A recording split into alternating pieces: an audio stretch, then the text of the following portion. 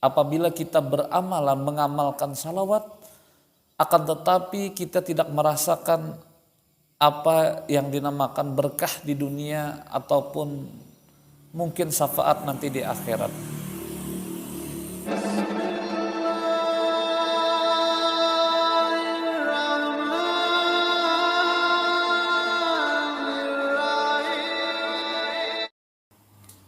Bismillahirrahmanirrahim. Assalamualaikum warahmatullahi wabarakatuh.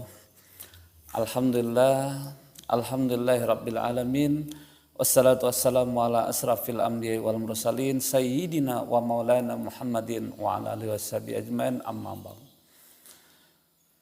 Pertama dan utama, marilah kita panjatkan puji syukur kita kehadirat Allah Subhanahu wa taala, yang mana dengan limpahan rahmat, kasih sayang, taufik serta hidayahnya, sehingga sampai saat ini kita diberikan kesehatan, dipanjangkan umur, dimurahkan rezeki, dan mudah-mudahan kita semua ditetapkan iman dan selalu dalam lindungan Allah Subhanahu wa taala.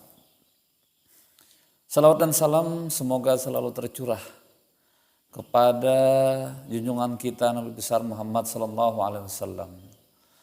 Saudaraku yang dirahmati Allah dimanapun antum berada, pada kesempatan ini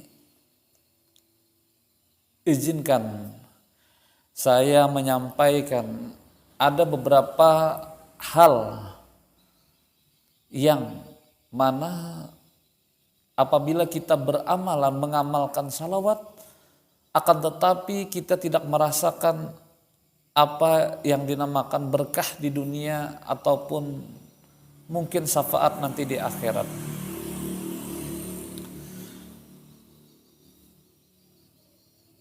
Salawat memang bagus.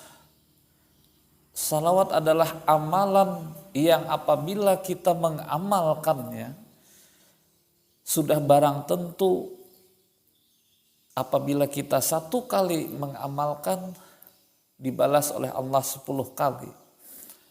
Bahkan apabila kita mengamalkannya sampai ratusan, sampai ribuan kali, dibalas puluhan kali lipat. Akan tetapi ada hal yang dapat merusak daripada pahala dari salawat kita itu sendiri. Kita sering mengamalkan salawat bahkan ribuan kali, bahkan puluhan ribu kali, akan tetapi kita tidak merasakan manfaatnya. Apa sih perusak daripada pahala salawat itu? Nah, pada malam hari ini akan kita jelaskan bahwa perusak daripada pahala salawat itu adalah kita sering menyebut kejelekan orang, kita sering menggibah. Kalau bahasa orang Banjar, bekukuyaan.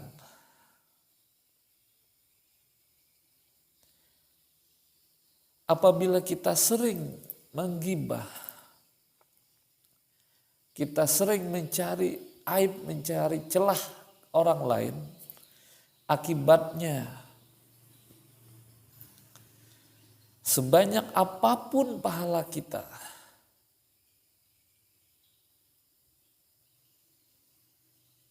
sebesar apapun pahala kita, akan tetapi kita berusaha hanya untuk mencarikan orang lain. Kita berusaha hanya untuk orang lain hidupnya berkah. Kita berusaha hanya untuk pahalanya, hanya untuk orang lain. Dan kita berusaha hanya untuk kehormatan orang lain. Sedangkan kita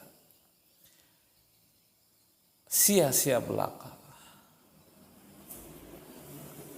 Maka dari itu kepada saudara sekalian yang sejak saat ini mengamalkan salawat, yuk kita koreksi diri kita.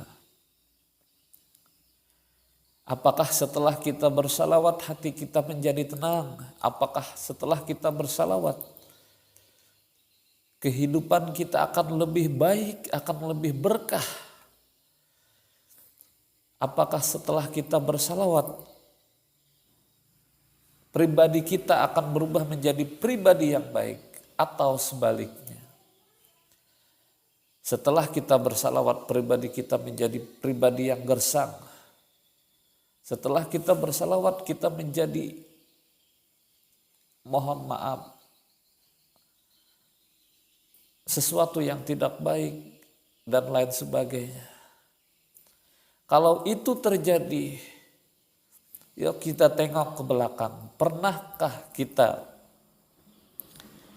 menggunjing orang, menggibah orang, mencari-cari kesalahan orang yang berakibat pahala kita dari amalan-amalan kita diambil semua oleh mereka?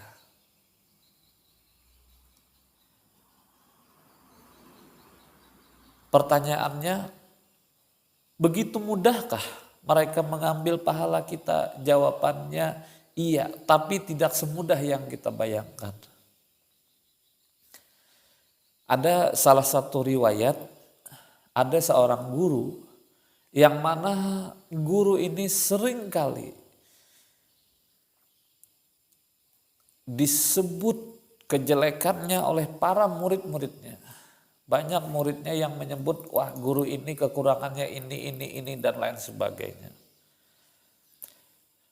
Pada suatu malam sang guru tadi, sang murid yang menggibah,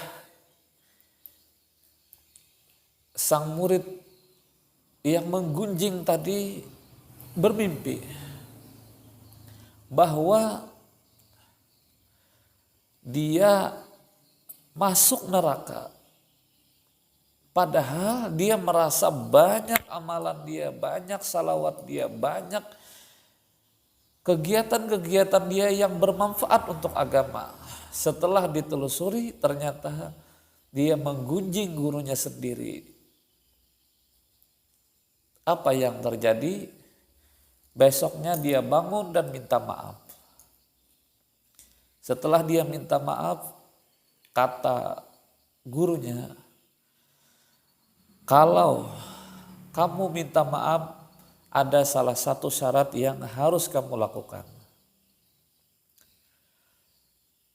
Karena rumahnya dengan rumah gurunya itu jaraknya sekitar 1 kilometer.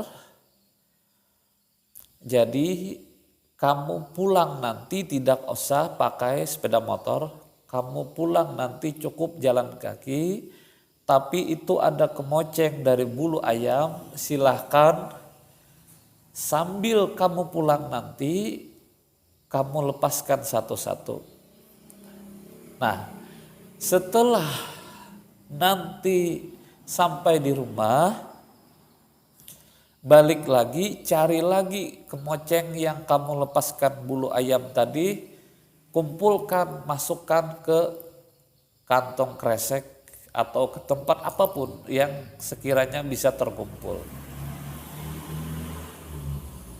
Seorang murid tadi melaksanakan apa yang dipinta oleh gurunya. Pulanglah dia dengan jalan kaki. Disebarkannya lah kemoceng-kemoceng tadi sampai dari rumah guru sampai ke tempatnya. Sampai di tempatnya lagi, dia kembali lagi mengambil kemoceng tadi, dimasukkannya lah ke dalam kantong kresek, kantong plastik, dimasukkan. Pulang dapat lagi masukkan. Sampai ke rumah gurunya. Gurunya mau melihat seberapa dapat dari bulu-bulu tadi yang didapatkan. Setelah diperlihatkan ada sekitar 1/10 mungkin. Artinya dari semua itu cuma dikit, cuma 10% dapatnya. Dari itu sang guru mengatakan, kamu baru saja menebar kemoceng, menebar bulu yang dari kemoceng tadi baru sebentar. Sanggupkah kamu bisa mengumpulkan semua yang ada, yang telah kamu sebarkan tadi? Maka sang murid menjawab, tidak guru. Kalau kamu tidak sanggup, apalagi ucapan yang kamu sebarkan yang tidak ada warnanya, tidak ada bentuknya, kamu sebarkan kemana-mana, dan biasanya ucapan ini sangat jarang dikurang-kurangi. Biasanya ditambah. Semisal nih, itu di sana ada orang bla bla bla, cuma main perempuannya ini dan selanjutnya.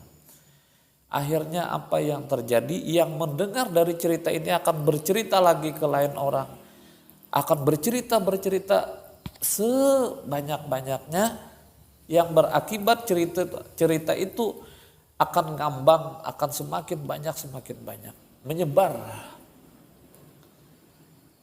Maka dari itu, apabila kata gurunya kita menyebar kejelekan orang, tidak hanya orang yang itu yang mendengar itu sampai di situ, akan tetapi sampai ke lain-lain. Kalau kita tidak cukup modal pahala amal kita, maka rugilah kita.